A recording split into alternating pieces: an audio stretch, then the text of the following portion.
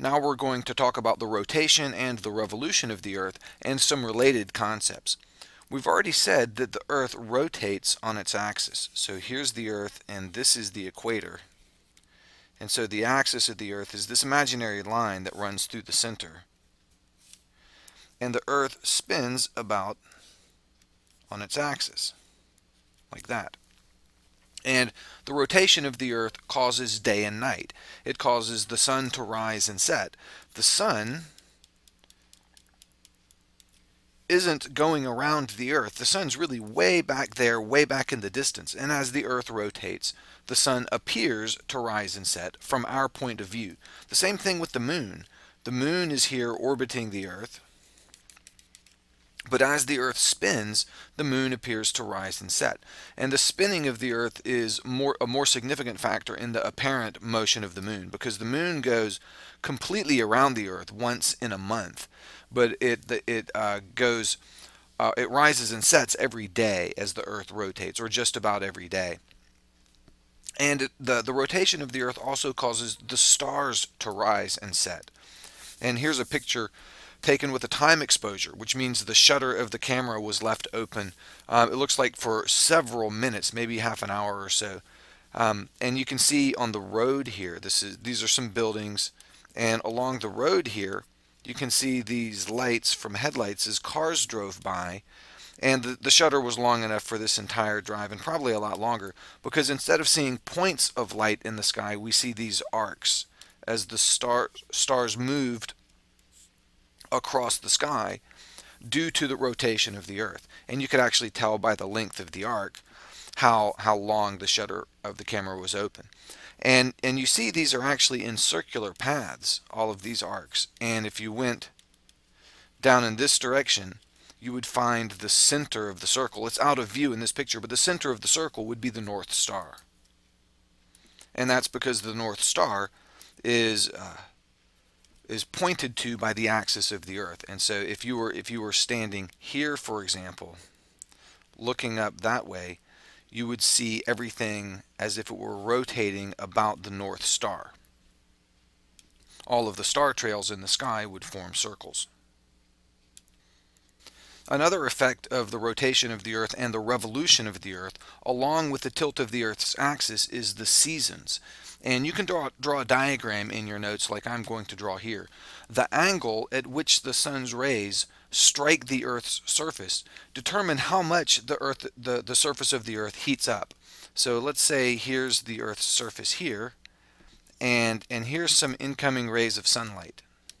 I'll draw them like this, and I'll try to draw them parallel, because incoming rays are essentially parallel.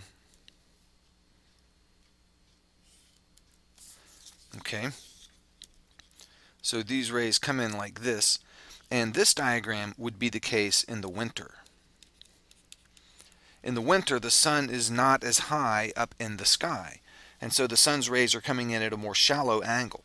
And if you imagine, think of a cross-sectional area of this amount of light here. So the light that's coming through this, you can think of that as like a flat lens, or just a imaginary section of space. The light coming through that much area is spread out over the Earth over a larger area because of the angle. In the summer, let's draw a diagram over here that represents summer. In summer, the sun is higher in the sky, and let's imagine it's straight overhead, so these rays of sunlight are coming straight down. And now you can see that the light coming through, say, this circle right here, circle seen from the edge, is spread out over a smaller area. It's not spread out as much.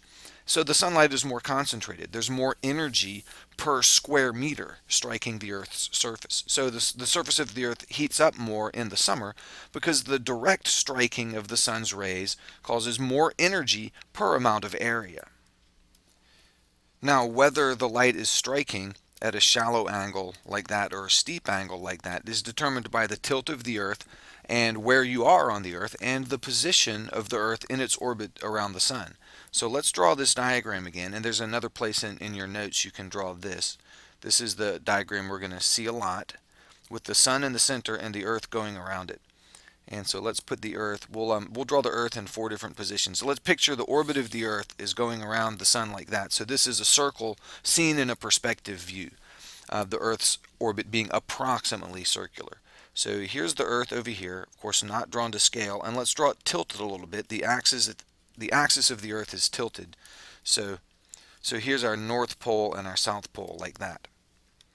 And then let's draw another picture over here of the Earth, and it's tilted like that.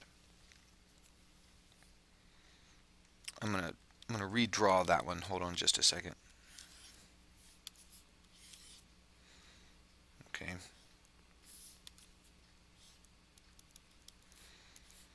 Okay, and then let's draw one in back here, and I'll make the one in back a little bit smaller and the one in front here a little bit bigger, just to mentally aid in the perspective view.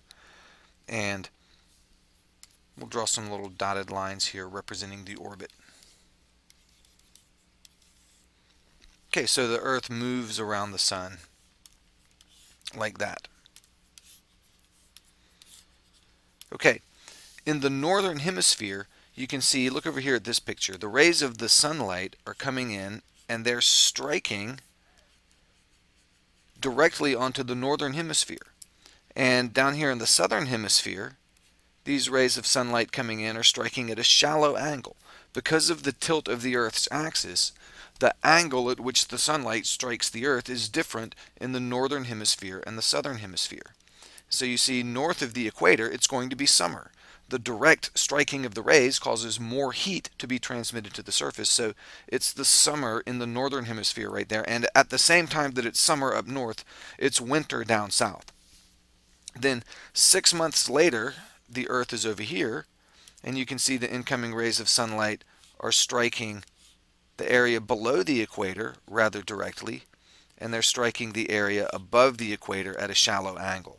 So in this diagram, or in this part of the diagram, the Earth is seen where it's a winter in the northern hemisphere and summer in the southern hemisphere.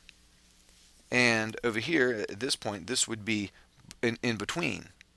This would be fall in the northern hemisphere, and this would be spring in the northern hemisphere.